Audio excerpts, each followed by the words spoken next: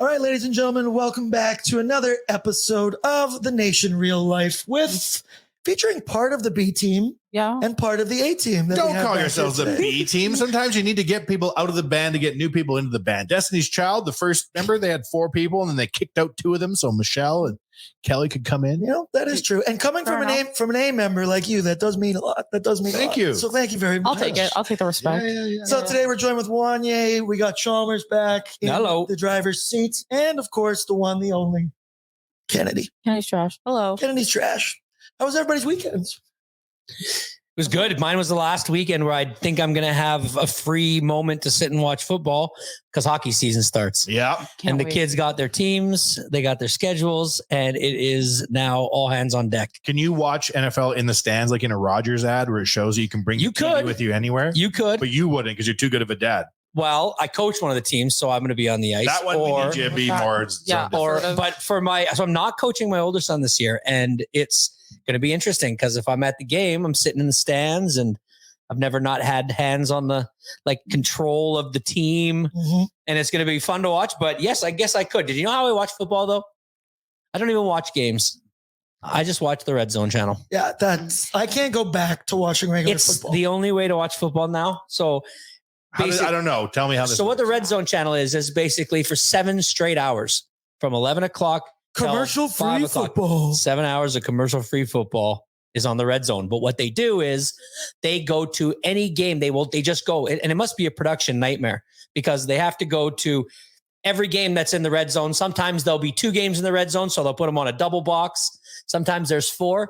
They call that the quad box. So it's only action. What happens do you think if all 8 games are on the screen at once? The Octobox? The Octobox, baby. It's the best part every week. And it doesn't happen much. They usually do it for the kickoff, Octobox. Damn. But it's like the best. Because if you're like me and I do like watching football, but watching a singular game when you've got your fantasy team going and you've got I'm in 4 fantasy leagues. Yeah, I need to have eyes on everything. You got to see what's going on. And so they show you basically the RedZone is the 20-yard line and in, right? So if a team gets past the 20, they start to focus on that game, and they'll focus on however many at the exact same time. On the fly, but different because there wasn't red. Pretty much just like but that. You'd see the best parts theoretically of what was going on. Power plays, and it's all live. And they do even if they make it down to the RedZone, he'll be like, "You wondering how we got here? Well, let me show you this: the 50-yard bomb that brought us." Can you watch it on your phone, like in the phone ads? You can. So you watch it on the app.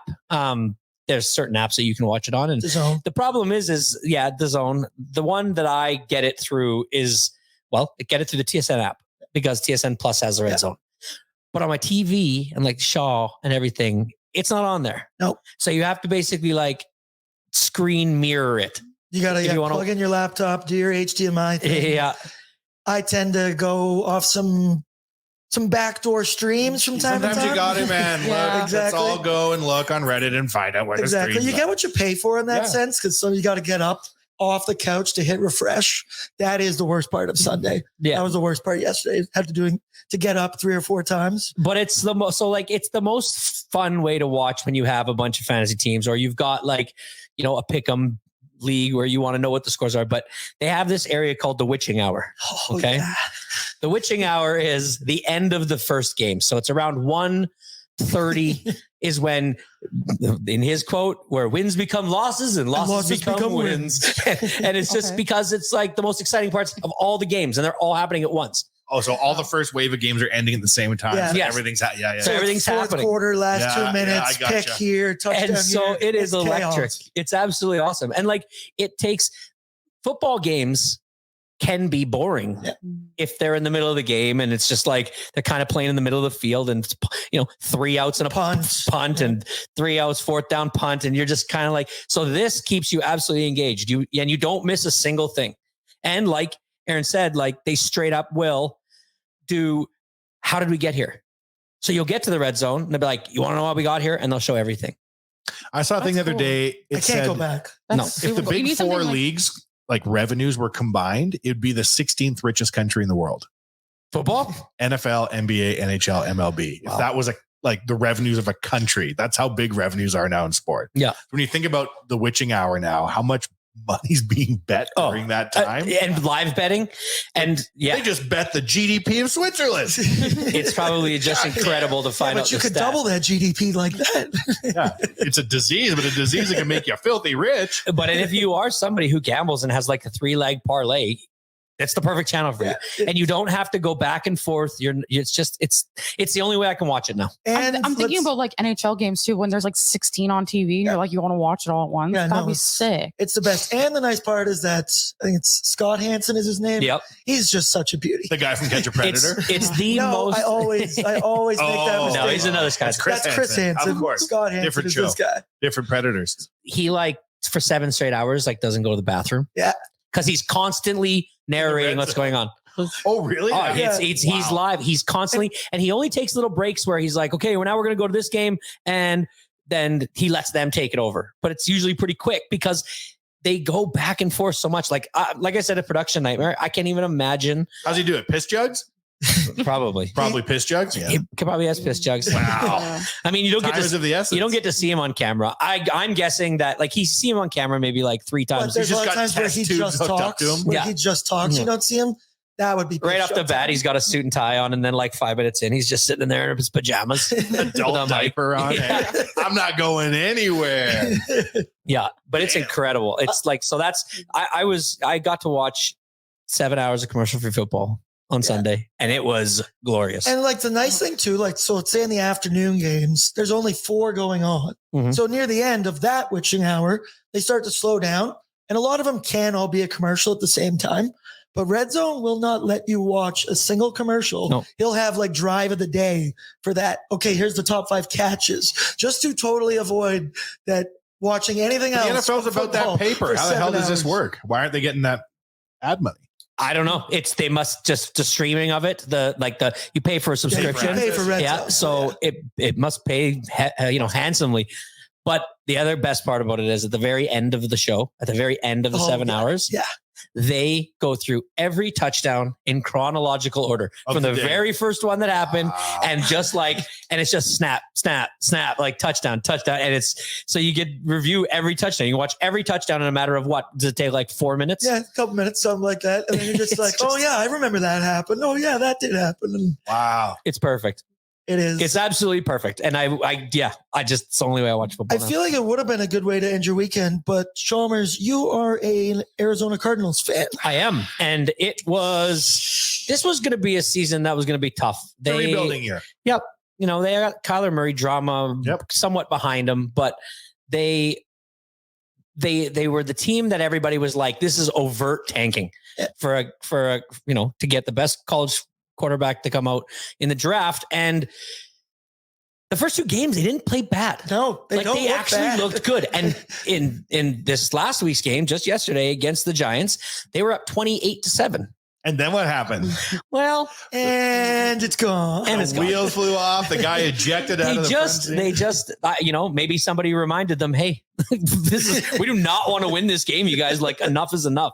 But are they trying to tank now again? Right now, this season. Last year they weren't really trying to tank. It was kind of more halfway. Who are they trying to get? Caleb Williams from USC is a quarterback, and he is last year. Yeah, and he is, and still went back into college. He's got that NIL money, man. Yep.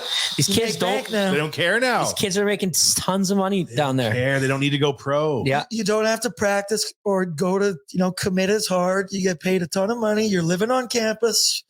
Being on campus with that NIL money is a different ball game than being on campus with no NIL money. Like USC, he's right, is a different ball game. If you're the big man on campus in Southern California, you are living the life. Yeah.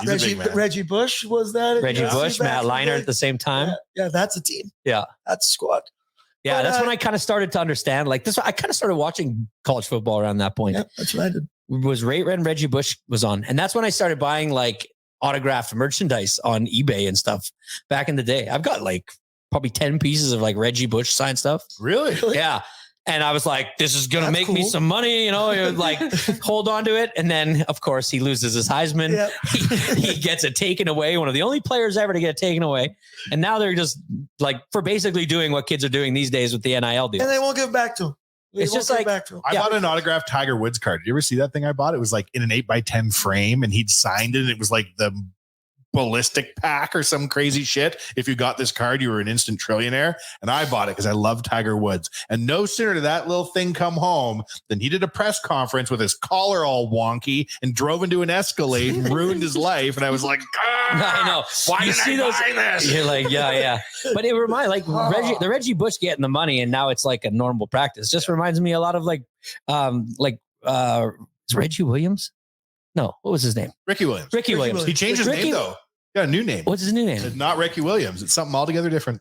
But like his career was constantly made impossible to endure for him because of the amount people would get on him about smoking weed. Yeah. And now it's just like, and now everybody. Don't worry about it. He would get suspended. Kevin Durant's just like, yeah, I talked to Adam Silver and now everyone gets to smoke weed. Like, what? Yeah. What? LeBron would never. No. But I think a lot of them do. So needless to say, this year, my fantasy teams are going to be more important than the Cardinals. Yeah. Because I don't know. Yeah, I'm a Patriots fan, so same. But above the fantasy teams are your son's real life hockey teams. My son's real life hockey teams. Depth chart. Yeah. And the Oilers are above all of that? No, they're not. Isn't even on his top 25. Yeah, they're up there.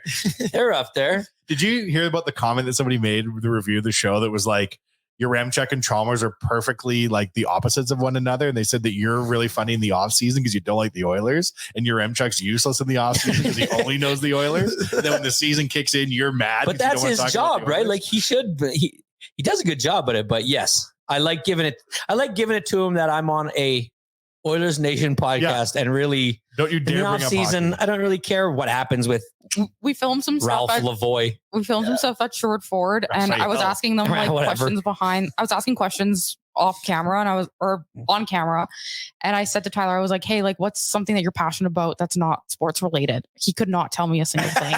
Could not. He was like, "Liam, what else do I like?" And I'm like, He couldn't. There's no sports answer. Apparel. Yeah, I was gonna say that's a tough question. I don't. But it's a tough question. It is a tough question though. Like if you don't have kids, or like, but like movies, books, like.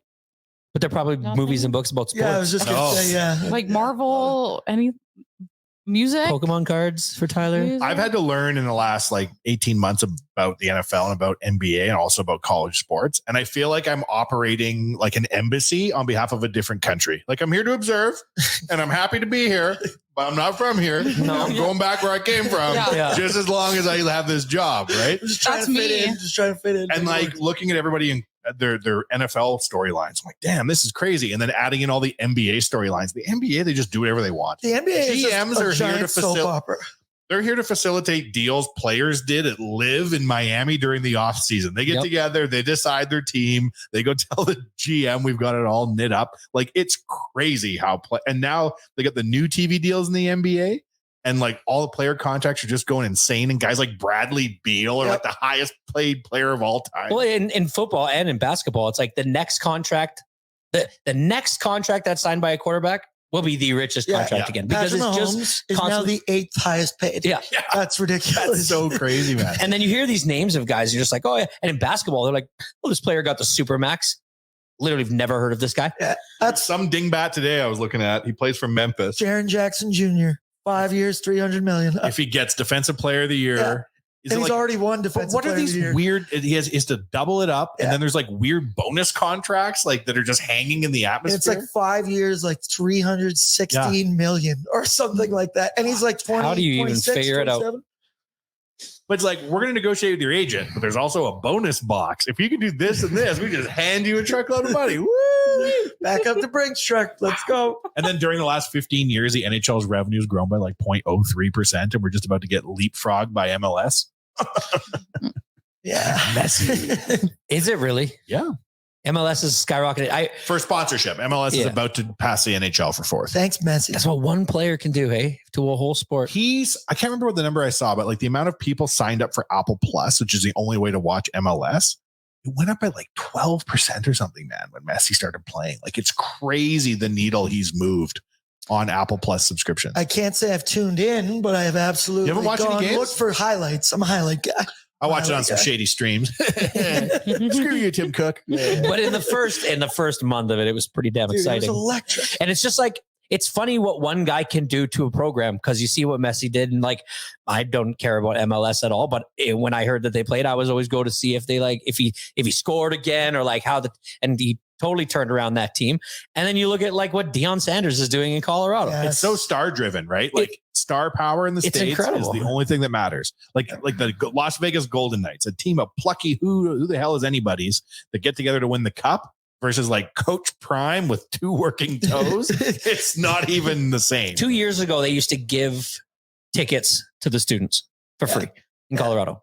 Now the cheapest ticket is like $330. You see him talking with The Rock in the dressing room. He had like his mom there, and he's like, "You got to try harder." The Rock's like, Like a great example of that. So did you hear his before the game? The Colorado State coach was chirping him because he was wearing his hat and sunglasses in his interview. "You've fallen for the trap." And he's like, that, whatever. And then Deion went on College Game Day and he gave like Pat McAfee some sunglasses. He gave them all sunglasses. Now I haven't checked this, but it's what came out on Twitter. They said that his sunglasses company did 1.2 million in sales right after his that. shades are his own shades. Are they? Yeah. This So when guy they're like, is "What's an up with your absolute shades?" genius. He was He's like, gaming the I was system. like, this guy just shits out money. Like, this is just crazy for him. That's a smart "All that business. money won't bring your toes back, though, will it?" Have you seen his feet? Have you seen? It's gross. Man. He's such a G about it. The quote of him being like, "Take these toes. I don't need them." I'm like, holy hell. Coach Prime. Sometimes he'll have like a chair on the sideline that he's allowed to like sit in because his feet are so gnarly. His feet are. It doesn't even look like because he gave it all. Who else has really fucked up feet? I saw there's an NBA player who's just got the most mangled. Probably toes. most of them. Yeah, I would assume. Wow, he's size 23 feet and you're running all day long. Oh, Shaq? Probably Shaq feet. That's probably the most I would assume Shaq's feet are pretty messed up. Like Wemby's feet are still like 18-year-old condition, but let's fast forward 10 or 15 years. Wemby's feet probably look like bird feet. So now you've been getting into basketball and football. Like, are you going to be into it? I'm just there like an you're ambassador. following it more. I'm aware of it. But you're not following like the on the field product, which is funny to me. You're more following like the economics of the players and like betting. Yeah, and like things to do with the economics of big the sport, swings of teams, storylines, and how to make memes. Yeah, how to make memes. Just the news feed of the most. Yeah, you know. Yeah, that's interesting. I don't really care about football or basketball. No, but yeah, you're not going to sit down and watch it. But the whole, but I make a lot of content about it, and I know what resonates is. Can you believe these 8 players didn't win Defensive Player of the Year in any sport? People would be like, "Oh, here's why," right? And then also just these contracts, man. Yeah, people freak out when Bradley Beal makes $250 million. They get $260 million worth of press. Wild. Because I don't think he's good. But that's the thing. Like in the NBA, especially, you have like 5 players per team who are paid, and then a bunch of clowns that sit on the bench. vet minimum. And then one guy makes like $73 million. He's like, Yeah, what a sport. Hockey's pure. We have salary caps. Hockey is not pure, as we know from the last week. Yeah, actually, that is an excellent segue into our next topic that kind of took the hockey world by storm here this past week. Shout outs to the Spit and Chicklets boys. Yes, shout out to Biz Nasty. He had his revenge, didn't he, at long last? His tweet, I guess he did. He did do what his tweet said he was going to do. But if you didn't hear, Mike Babcock, Jesus. Babs. Had to resign from the Columbus Blue Jackets because of the reported story of going through players' phones and photos and putting it up on the screen. I don't know. Let's go around. Wanye, how do you feel about it? It's not cool, man. It's not cool in this day and age. But what's really, maybe it's just the times have changed because of him. They picked him 6 weeks ago. This wasn't news. This wasn't like, hey, did you hear Mike Babcock's kind of a dick? What? Like, no one's surprised. Yeah. But back in the day, you could be like that. You could be the enemy if you're the coach. And there's some players that need the coach to be the enemy, to call them bums, to get the best play out of them. Okay, I agree with you. But I'll also say that there's a difference between guys like Babcock and other coaches that might be, so quote unquote dicks. Yeah, right. Yeah, he's the worst. If you have a dick coach who's hard on these players and like demands the best of them, but will have their back without question, guys like Tortorella, I was going to say Tortorella kind of throws me, kind of makes me feel like that. This is not about. This is the controlling behavior. Yeah. This is very controlling. And I saw this tweet today that says that GM Jarmo Kekalainen said that Mike Babcock did the exact same thing to him. His quote was, "Personally, I had no problem with it, but I can see how it might put someone in an uncomfortable position. So you're the GM. This guy does this to you, and you don't put that thing to bed right then and there. The trickle down effect of that is going to be. My son just got a cell phone. I actively told him I would be looking through it every so often just to make sure things were on the up and up. And even when I do it, I feel like I'm invading his privacy. It's just a creeper move, right? So to do this to young players, you're a creep. That's a fucking weird thing to do, man. Like, there's no two ways about it. There's nothing you're going to find out from people's pictures to help you better coach them. If his goal is to help with their development, to become a better coach of these kids, finding things on their phone is not going to help. But like pissing them off on purpose. Why? Like, what? This has been a valid coaching strategy for the last 200 years. There are some players that need to be angry to perform. So there's some players you antagonize to get the most performance. But is that making them angry? Like, if your coach did that to you, is that making you angry, or is that just making you feel part of a psyop? He's going to be. It doesn't stop that day. I think it would always motivate me to play for you. 100%. I think about this in the same way of like when I was in like high school and stuff, or junior high, smartphones were becoming the thing, right? And there would be drama and stuff like that. And this was a new gray area where, you know, principals didn't really have the understanding of like what was going on in these phones. So it would be you'd either like be like they can't touch it or anything, or you would have to delete it yourself if there was a picture going around. So it's kind of the same, like, I don't know, mentality in a way. It's like, just such an invasion of privacy. It's such an invasion. And like, if you want somebody to perform for you, the best way to do is to connect with them through empathy. And now, if finding something on their phone to connect with them is like the most, oh God, it's just the stupidest way to go about it. I don't know what the word is, but I can't really think of it. So obvious of like, you're not going to connect with a guy by scrolling through his photos and be like, he took a picture of 2 tickets to this show he's going to. I am now going to. It's just not the way, man. Go through my phone, Coach Babcock. Get him out of here. It'll be like this. Whose is that? Mine. Whose is that? Mine. Whose is that? You send these anybody? No, they're just for you, Coach. Wink. Hey, and then you'll never look again. Like, if you want to be relatable, DM me a meme or something, text me a meme or something like that, right? Leave a like, trap for if you want to get to know me, then hang out with me. Yeah. Then like let's maybe go for a beer. Let's write a song together. Yeah. See, but I also think let's like be on a podcast together. Maybe he's just not your typical players coach where he has the understanding on how to relate to his players. Being able to get away with murder and do whatever the hell he wants is probably his style. And there was probably a long time where it was like, well, that's all Babs for you. He's a real lunatic. I don't think it plays in 2020. But there's no other coach that I've heard the stories coming out where this guy's a dick, and people being like, he's a manipulator. Yeah. He's a dick. He's not a good guy. He's not like a genuine person. Like, I don't think he's a good dude. I don't think that's harsh to say. I don't think it's divisive. He was antagonizing Mitch Marner for how long, right? Yeah. Like, fucked over Mike Modano. Remember that story? Yeah, on his thousandth game and healthy scratch. John Franzen, I think, was the other guy on Detroit that he had issues with. It's something that's been going on for a long time. It is. And like, so it doesn't play in 2023. These kids are not going to respond, especially a young team like Columbus. But let's rewind back. Why did they pick him? They knew exactly who they were getting. It's that recycled of like the NHL coaches just keep getting recycled. You need to get some new faces in here. That's it. Has any other coach ever been hired and fired before? I can't think that's ever a single game played. They close ranks around all the players and coaches and shit and let that happen. I mean, but look at and they're not the same. He's not nearly as bad, but like Coach Sutter outlived his welcome in Calgary. And they basically said like he was fighting with every single player in the room. Back in the day, you could be like that and you were the coach. You're not questioned. It's different now.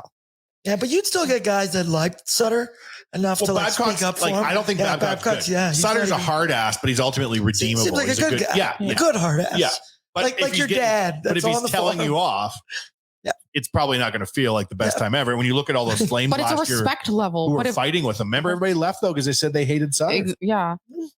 That's true. I guess in the torts thing, I don't think like I've ever I feel like Torts normally has all the guys' backs. They all kind of love him. Torts, I mean, they get in shouting matches. He does a shtick where he goes in front of the media and is the designated distraction. And he goes out and tells some reporter to go F himself, and they forgot the goalie let in 4 goals in the third period because everybody wants to fight Torts, right? And he goes back in the dressing room after, and all the players are like, "Thanks, coach." And he's like, "No problem." Larry Brooks is not getting a credit card or a Christmas card this year.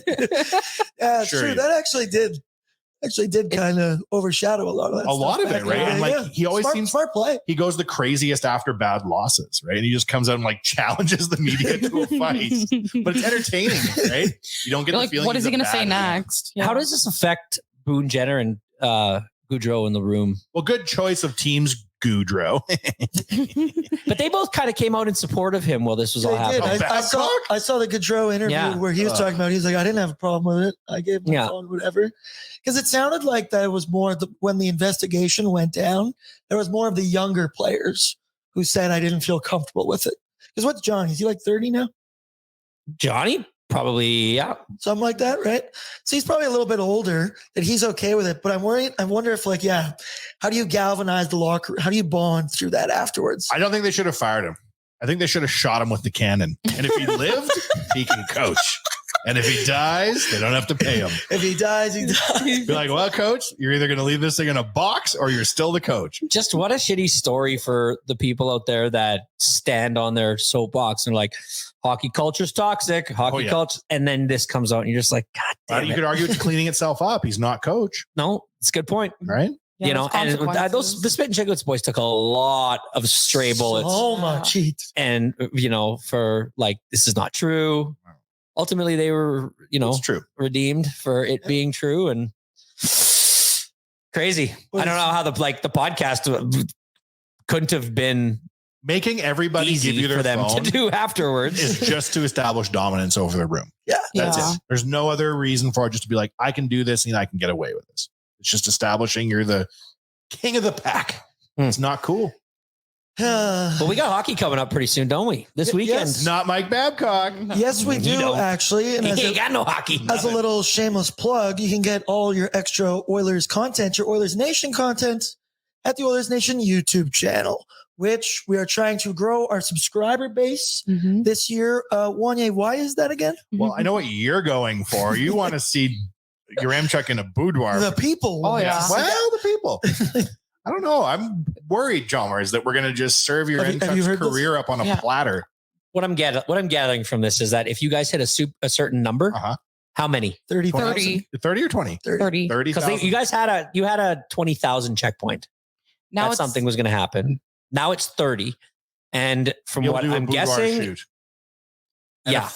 a photography lady DM'd us and was like, "Oh, I hear Tyler's looking to do a boudoir shoot. I'm a boudoir photographer. This is on me." And I was like, this is happening. Oh, what would a guy like your Amchuk be wearing in a boudoir photo? Lingerie. Banana hammocks. Yeah. It's kind of robes. And then we're going to send him to do a show with Frank Saravalli, the president of the Hockey Writers Association. Oh. I worry if we do this to your Amchuk, he'll never get to vote for the North. You know what I mean? And it does seem a little bit risky for a guy like him. I worry. As much as I want Tyler to completely flop, I am also partially looking out for his career. And I'm wondering what part of my smooth brain I need to access here to help the boy. And he's agreed to this? This all transpired at their retreat or whatever. Jay was like, it'll be tastefully done. I don't know what that tastefully was. done. That's what they say about pornos. And they never tasteful. Unless he's in like a full Hugh Hefner robe with a cigar hanging out of his mouth. No. It's the only type of lingerie I want to see him in. The technology. But yeah, we'll see. If not, maybe we'll throw Waz in as tribute. Oh yeah, we can throw Waz. We can throw Waz up there. If your Amchuk wants to walk with the amount of the amount of clout your Waz has on TikTok, he can do pretty much anything right now. Yeah, the story I would tell young Tyler would be this: you don't remember that there was a lady who was Miss America, and what was her name? What? Why would I know that? They took it away because she posed in Playboy. He's looking right at you. An album. I don't have a clue here. Let me look it up. Let me look it up. She had an album. It was a beautiful songstress, and she appeared in Playboy. Universe or Miss America? Miss America. Miss America. I was like Taylor Swift. Playboy. That's a Taylor Swift song. And that ruined her. Yeah, I used to have her album. It was great. That ruined her career and her growth? Yeah, ruined her career. They took away her Miss America. Vanessa Williams. Vanessa Williams. That's who your M-Check's turning into. He's turning into Vanessa Williams. Is the new She ended up getting her own talk show years later. Yeah, I was going to say, why do I know that? Tyler already has the talk sounds like show. this might be good for him. It sounds like she did the long play. Yeah. That's right. That's what he's turning into. This is a bad example. So in closing, get the Oilers Nation YouTube channel. I was telling Kennedy we were out this weekend, and I was in these streets, rock, paper, scissoring people to get them to follow the Oilers Nation YouTube. Okay, really here's the problem with Vanessa Williams. She had her crown overturned because nude photos of her were published without her consent. Oh, I thought she was in Playboy. Yeah, no, she did not. I'm just worried that Tyler's going to show up to the draft and Gary Bettman's going to be waiting at the door like, I've seen your pictures, Tyler. And then just snatches the lanyard off and then returns to his cave. No. Imagine little Tyler comes through the door, this little suitcase back from one of his little trips, and he's just standing in front of us all. We're making fun of him in our heads like we do. And he goes, I'm not allowed to go back and play with my media friends anymore because of those pictures you guys took. Imagine how sad he'd be. Very. Yeah. He has nothing outside of sports. He's told us that. Yeah, we've covered. Why do we want to mess with him? It's the one thing he has. Speaking of sports and things Tyler loves, the Young Star tournament was going on this weekend, and I believe it's going on right now. I believe we're playing the Canucks right as we speak. We are doing right now, as my Canucks guys love to update me because this is their Super Bowl. But we went 1-0-1 for the first weekend. We won the first game, lost to Calgary in overtime. I didn't watch the games. They're too hard to find for me. I don't have Oilers Plus. It's too hard to find them on illegal streams. These rookie games are actually on Oilers Plus. You can watch them live. Yeah. Oh, wow. You can stream them. Yeah. It's a nice positive to the plus lifestyle. But I did notice a couple things watching the highlights. Petrov was our player of the game for game 2, and he had an absolute snipe. The guy looks like you're just your classic big guy winger sniper guy. Looked pretty good. Your new boy, Bo Aki, or you mean the man I mistook for Reed Schaefer on Instagram? Yes, the very same. The very same. Red hair. Okay. I thought Reed Schaefer came back and just walked into camp and announced he was an Oiler again. It was this other guy. Yeah, he looked pretty good. I noticed that. We're playing the Canucks right now. A couple names. My Canucks guys will have all the breakdowns. So check out Canucks Conversation. But did you guys catch anything about it? Yes, you probably not. You're in the summertime. You're in the off season. I did not. The only thing I know is that we are about to start preseason against Winnipeg. Yeah. That's when the real fun starts. On Thursday. Can I interest you in getting behind a preseason hero, Chalmers? Like when Ty Ratty went on fire or Lamborghini Perlini, you got to go all in on these guys like game 1 of the preseason. Then by like game 5, extrapolate how many points they'll have in the regular season if they keep their unsustainable pace of play up. And that's how you come to the conclusion Ty Ratty's going to get 85 points.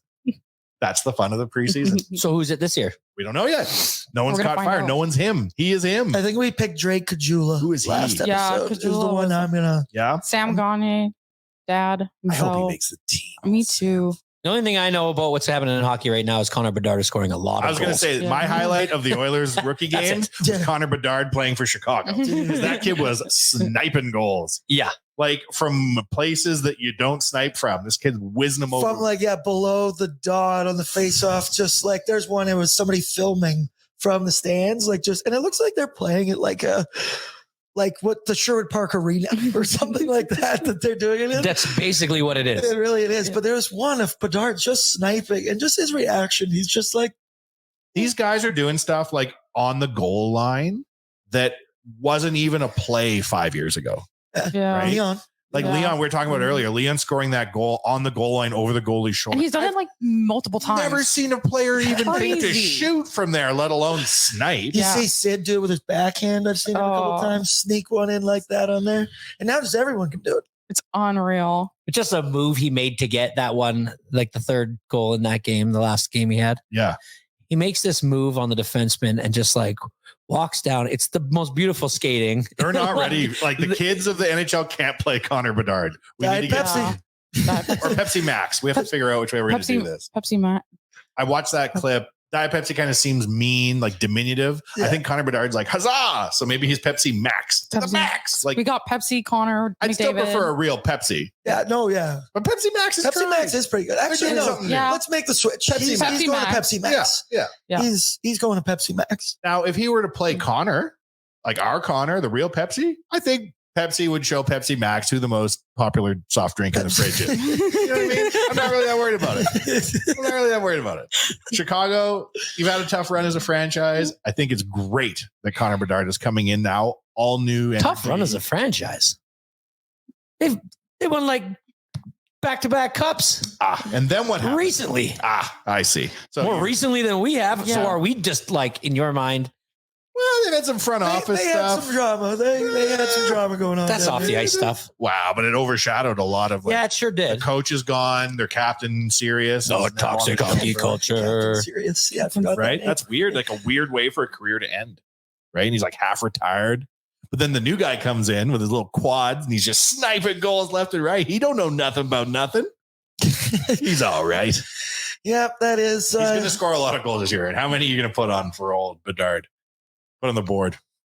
Was 30. I was going to say, I think between 30 and 35. Will he win the Calder? He has to. Right? Yeah. It's so crazy. Connor, if he's healthy, he has to win. It'll be. I bet he's like 30 and 50. Knock on wood. 30 and 50 guy this year. 80 points. What does a rookie of the year usually have? I'd get it for him probably. Yeah. I was like, I'm traumatized with rookie years and the name Connor because of that. What happened here? So I'm like, I'm scared. I feel like if he just stays healthy, he's a guaranteed. Yeah. Like, and the Calder everything. But let me tell you about the story of when I found out Connor McDavid hurt his collarbone. Yeah. Gather around, children. Yeah, I love story time with Wanye. It's my favorite. So we were like, hey, we're going to Iceland. We're going to a music festival. The squad's here. Josh Brown, former Nationeer. He was there. Lovely girlfriend, Urs. Jay's there. Got some ladies, good times afoot.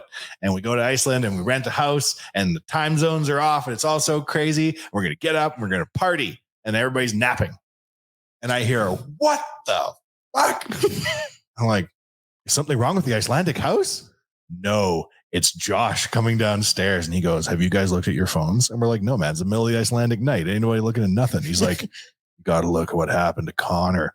And I just remember my heart going into my stomach and then watching. What was that guy's name? That hit Connor? Brandon Manning. Became an Oiler briefly. Brandon Manning. Brandon Manning. That cost him the Calder. That cost him his wire to wire. We interviewed him, didn't we not? Brandon Manning? Didn't we? Did we? He was an Oiler.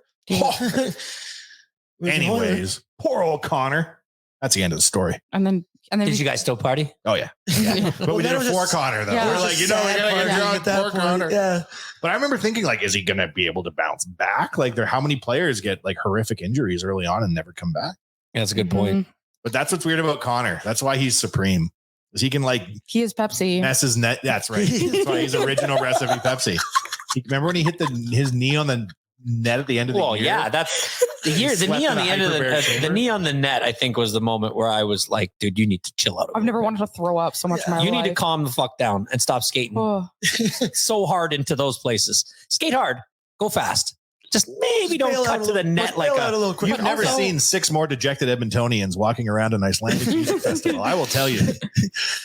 People are like, what's wrong? You guys should be happy. That's the same trip where drag queen told me I sounded like an off-brand Seth Rogen at the urinals. That's a compliment. Yeah. Done up. There was like a show. Can you do the laugh?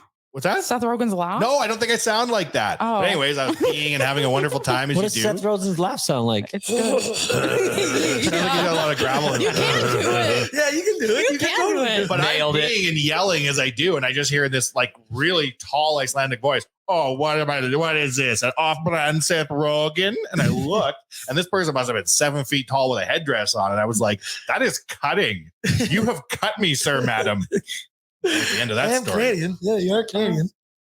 Connor McDavid's collarbone. I can't be listening to this. You guys go on some weird trips, man. Yeah, you guys do. Speaking of weird some trip. other weird trips, that's a perfect another segue into we've got our Seattle Nation vacation coming up in how long? Less than 60 days now. Something like that, right? It's coming up. It's going to be a good time for everybody involved. Sadly, I don't think I'm going. I don't think I'm going to be there. But we have returned for the 2023-24 season of Nation Vacations. Our first stop on this year's circuit is going to be a brand new destination, and I believe it's the newest addition to the League of Seattle. Damn you, Tyler. Damn you should have edited this. We are excited to be able to offer you a special treat of experiencing 2 major sports games. So we're going and we're hitting the Oilers versus the Kraken. You can wear your Yamamoto jerseys. Pay your respects to the one short jerseys like Leon. Yeah. Oh yeah, I guess actually, yeah. That one does hit more. I feel bad for the heart. Me too. And then that is on the Saturday, and then the Sunday, the real pièce de résistance to this is the Seahawks versus Commanders football game at Lumen Field. That sounds absolutely incredible. And both teams have been exciting this year so far. Yeah, good games. The Commanders are 2-0. Yeah, and like good games they're playing. Yeah, like exciting to watch. You see when that owner thought the guy was going to give him a handshake and then he didn't give him a handshake. Oh my God, it was so bad. $6 billion on the team. You still look like a chisum. Okay, but then did you see in their in last week's football game, he's walking out in the crowd. He's shaking as many hands. You couldn't shake more hands.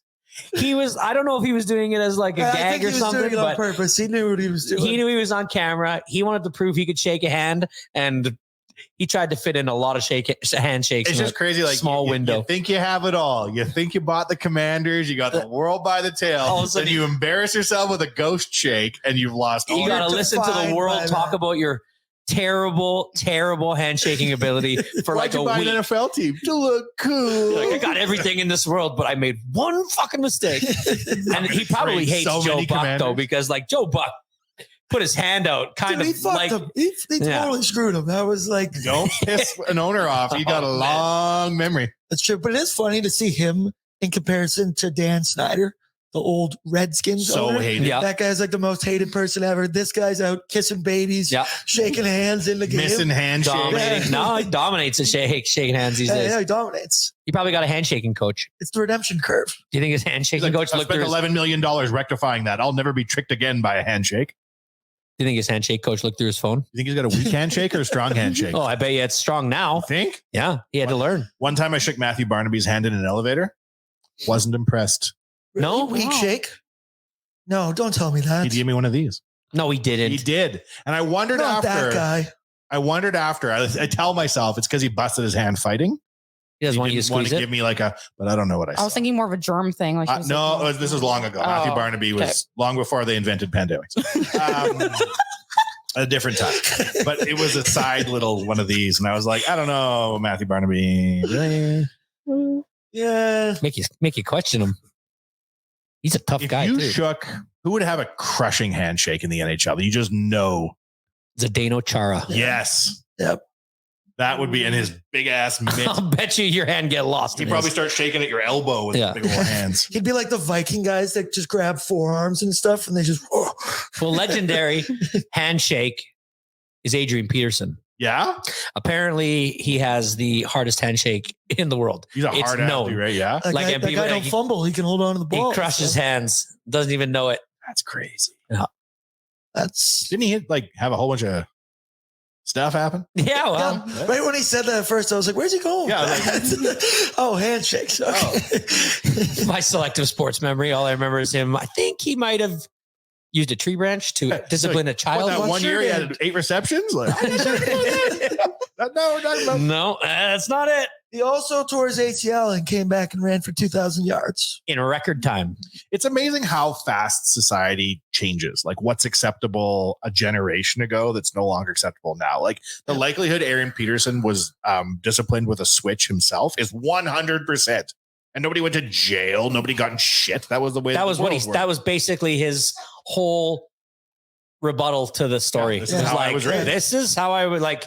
I didn't even think this was a problem. This is just how I was when I was a kid. And it's the same thing as Babcock, right? Being like, I'm from an era where you looked at people's cell phones 30 years ago, and you're like, that's impossible. There weren't. Have you ever had somebody look through your cell phone that it was like no, my mom? I guess what would you like? Yeah, but somebody who was like a leader of yours or like you have?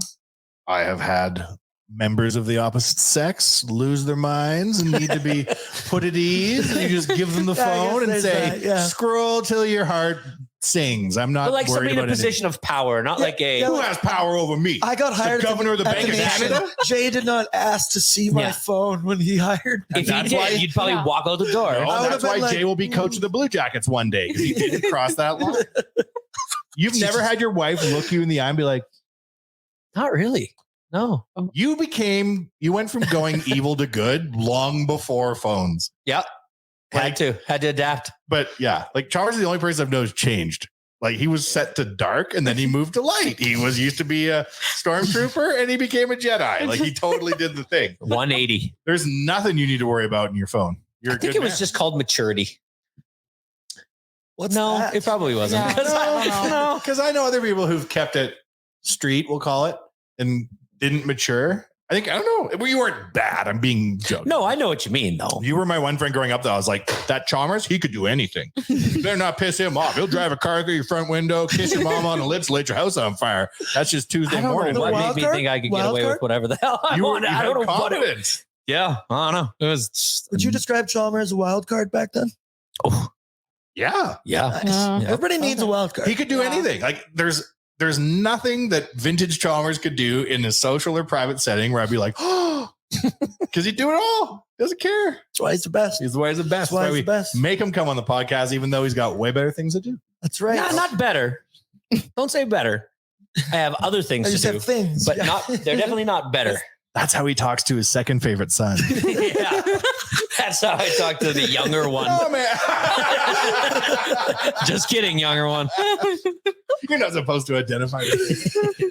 That's the thing about Dion. Did you see what he said about his kids? He's like, he's sitting in a conference, like a press conference after the game. And he's like, somebody asked him a question. Is this son now your favorite because of the game that they just had? And he's like, hold on. Coach Prime's kid plays on the team. He's a quarterback. He's a quarterback. Is that why you went there?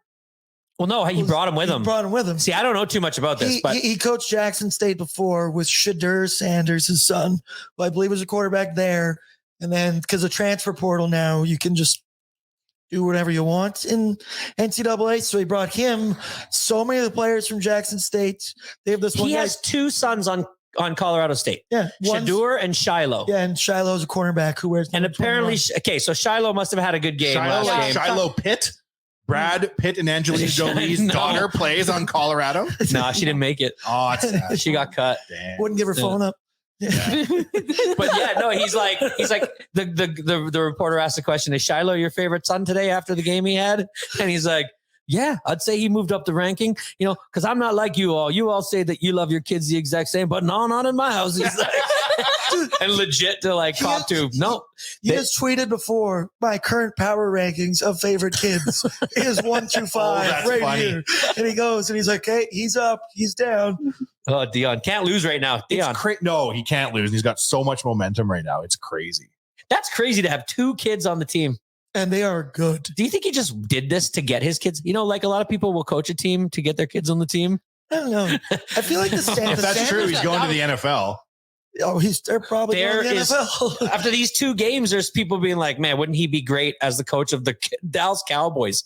Oh, it's widely known that he's not like the most analytical of football guys. Like he's just a leader of Jerry men. Jones couldn't deal with him. Exactly. And the thing Jerry Jones did deal with him. He was a cowboy. You're right. Yeah. He was everywhere. Yeah. But Jerry Jones looks old PS. Yeah. The start of the season this year. He looks like a skeleton walk. Yeah. You see that he made a hologram of himself, like an AI hologram to talk to people? That's why I love AT&T. It's America. I know NFL, Chalmers. I might not know who won what, but I watched the Jerry Jones hologram. I know who has holograms. Do you think it's like a precursor to like when he actually does pass away and he just continues to rule the team from there? Probably. That's what I read. People saying that they're like, this is a move you do if you're about to die. And then some guy in Barstool was like, no, this is a move you do if you're already dead. This is a move you do where you're going to transcend into technology and rule the team for the next 700 years as a hologram. Him and Tupac. Put him in the draft room. AT&T is America. Pick a quarterback in the first round. I wonder if Jerry Jones. AI Jerry Jones would make better picks than like real actual Jerry Jones. The one that like looks at this stuff with his eyes and picks Dak Prescott. Trade for Trey Lance without talking to anyone. For Trey Lance. without doing anything. Oh my God. What was that story? I don't know that story. Trey Lance was a quarterback a couple years ago. He went 3rd overall. I don't want to use the word bust, but he's probably a bust, and he wasn't getting the starting job. And then Jerry Jones, he's former 3rd overall QB, big and tall, trade for him without talking to anyone, and then brought him in the quarterback room where everybody's on Dak Prescott's ass. So then he brought this guy in, and to be fair, Dak has answered the bell. He has, but also like in the last 3 years, Dak Prescott's been the one quarterback that's constantly been like fighting for more money and never getting the respect of the team and like never getting the vote of confidence. It's always been like a battle. And so now he's going into this year, which is like this is like a prove it year for this guy. And before the season even starts, they trade for the number 3 pick in not last year's, but the year before. Jerry Jones a GM? Yeah. He pays himself a GM salary? I guess. Jerry Jones does everything. Bill Belichick's the head coach and GM. That's crazy. He does both. Pocklington was the GM for the Oil for a while. Those are the days when you could just buy stuff and run it. He can do whatever he wants. So what do you mean? When he was the GM, was Sather the coach? Yeah. He was the GM and owner for like, I think a year or two. Because I saw a cup photo and it's like president and GM Peter Pocklington. I was like, God damn. That sounds like a Pocklington movie. Doing it all. They should make a Pocklington movie. I'm surprised they haven't. They should, because he was like, so then if that was the time frame, he literally built that team. Yes. And like I always gave credit in my mind to Sather. I always thought it was a Sather thing. His business going into it wasn't like, oh, I own Rexall Drugs. It's like, I own 2 Ford dealerships and a meatpacking plant that's on strike. This gives me enough money to buy an NHL franchise. Like, just a different era. Crazy. It'd be a good. That would be a great movie. But he's taking it all about how the Oilers started. Why have I never even thought of that? That'd be sick. Because he's OG and Sather's OG, and they take all their secrets to the other side with them. They're not. A Glenn Sather book would be unbelievable. There's that like textbook Oilers book. I kind of read the first part of it, and that's how I kind of found out a little bit of everything. Really? When I like started watching, that would be a sick movie. I would watch it. I just want to know, like, because I swear I saw a picture of Glenn Sather on an actual hockey card. That was me. I posted it. He was number 14, the captain. Yeah. So how did he go? Original Mac T. From being on the team to being the coach to being the GM in a matter of like 4 years. So that was a WHL team. Okay. And he'd reached kind of the end of his career and then said, like, I think he did playing coach one year. And then, you know how these movies resonate when it's like, well, Swamp Kings didn't do a very good job, but like just other about, American football, American baseball teams. Do you think an Edmonton Oilers kind of like origin story, if they use the Hollywood resonate? LA Kings aspect, it would do well. Yeah, that's the only way I think it would do. Like Baz Luhrmann kind of style. The sports documentaries that can take that like unknown story and blow it up. Those are the best ones, I think. We can do it in the style I had no idea of like the Elton John movie, or like kind of. You want to make it a musical? Untold on but that. like, or the Queen, like the Freddie Mercury movie, like a musical, maybe Bohemian Rhapsody. I think the nostalgia. You know why I liked it's just called Air. Yeah. The movie about Michael Jordan. Ben Affleck, the Ben Affleck one. The reason I liked it was because a part of me just loved the nostalgia of it all. Yeah. The old 70s songs, like just the old cars, seeing that none of them had cell phones, just the way the fact that everything in the background was just like perfect. That could help this documentary if they did it on that, because early 80s, show them going to like the track. If you did give it me right, a timepiece. And he showed them at the clubs and stuff, hacking like how they butts were in the locker room, smoking smokes, going across to Coliseum Pizza and getting a couple Zaz, going to the Forum, getting themselves a one's rich on any of the teams. Everyone's just kind of working dudes, right? Yeah. So in closing, we're making this movie. We're going to make this movie. We're giving the idea to somebody else that has a lot more money. It would need to be like a big channel that does it, because it's not an obvious story that would be like popular. I think people will be blown away by the way that just like sports looked back then. I mean, even to the fact of that they were not scared when in 1983 5,000 people jumped the boards to celebrate a Stanley Cup win with them. Like, that's a crazy thing to think about. And now you got Messi with like 4 Navy SEALs running around on the sidelines. If anyone tries to get there, you're knock the truck out. I saw a video of the 1977 New York Yankees winning the World Series, and they focus in on Reggie Jackson running in from right field. He clock a guy? Dude is a straight up linebacker. He is just trying to get to the dugout to try to get, and he is clobbering people, like, because I think there was so many people rushing that field that it was like probably a little nerve wracking. For sure. But elbows up, like a mob when you just won the World Series, that is not a good scene. It's crazy. When did they stop doing that? When did they stop allowing people to come? When they employed the first sniper. College football still does it. Yeah, rushing the field in college football. College basketball, they still storm chase or whatever. That's what it's called? That's what guys on Barstool, they call it. They try to, Jumping on the ice, though, like when you see, I don't know if it's the 84 or the 85 win that's at home in Edmonton. I think it might be the 85 win. But there's like people running around on the ice in like old school Jordan Ake sneakers and like no one seems concerned. Try that now. But when you're talking about like doing a modern one of like it's back then in the 80s. Look, speaking of that, I'm watching Winning Time right now on the LA Lakers and the Magic Johnson one. Oh, have you seen this on Crave? Dude, it's in season 2. It's the story of Magic and Bird. And it's like John C. Reilly is Dr. Yeah, it's Jerry like actual Buss. actors. Like, and it's like they're actually guys playing Magic and it's his life. And it's pretty cool. As a man who was not alive for this time, it makes me weirdly feel nostalgic for a time I never even knew.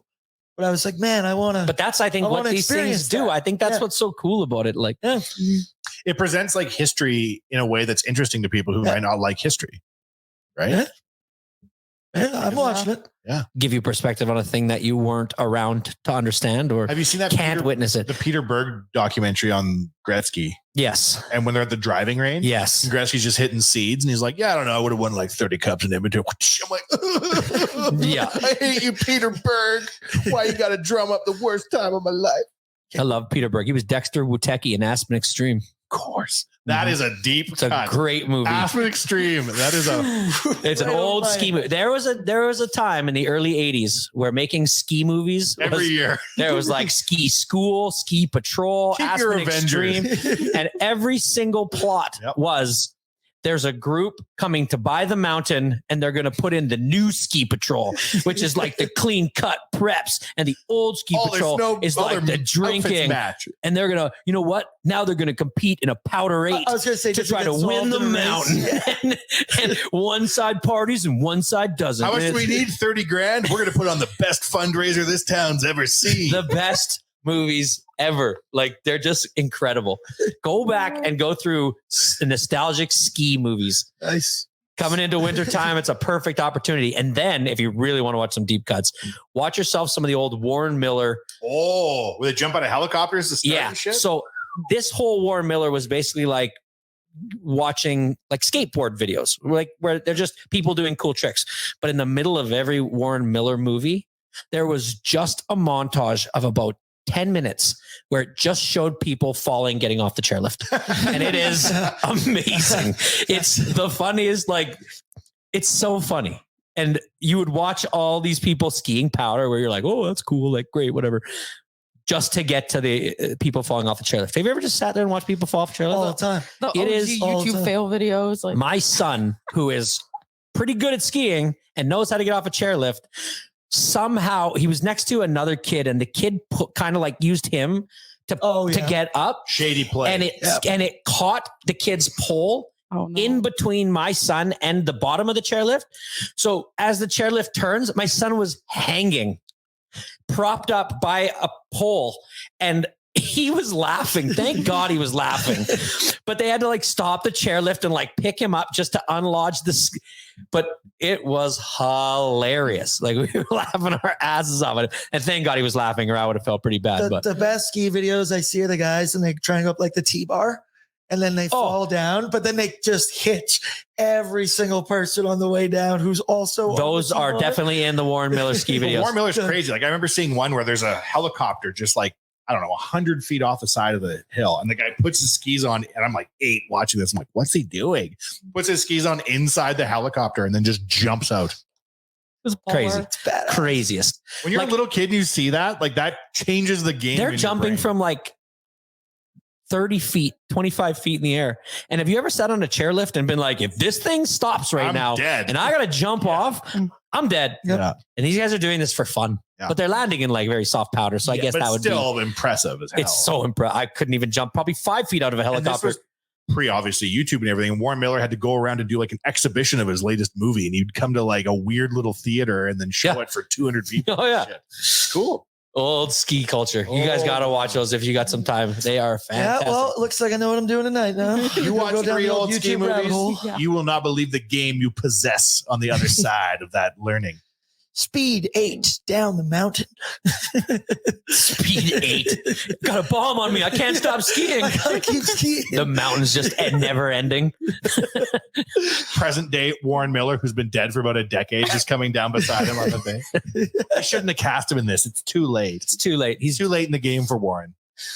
Nice. And I believe our last shout out for today's episode, another shout out to Will Hawk Beef Jerky. I was actually crushing some Will Hawk this past weekend. I've kind of stocked up from all that we leave around here at the office. Well, that explains where all the bloody beef jerky went. You've taken in your it home. backpack. It's my birthday week. Okay. Fine. What's the birthday weeks? It all came on Monday on my birthday. So Back in the day in ski videos, and when we were kids, we only got a 4-day birthday and a Warren Miller video. We got 5 hours, if that, to drink orange pop from McDonald's and play in the play place. Now these kids get a week and all the Will Hawk beef jerky they can eat. It's bullshit. It's a hell of a life. It's a hell of a life. Don't go through my phone.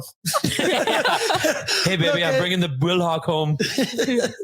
But I think that's it for us today. Next episode on Thursday, Tyler and Baggedmilk should be JR and I will be out. We are not here on this Thursday. I'm not episode. We are going. All right, I might be back in. Yeah.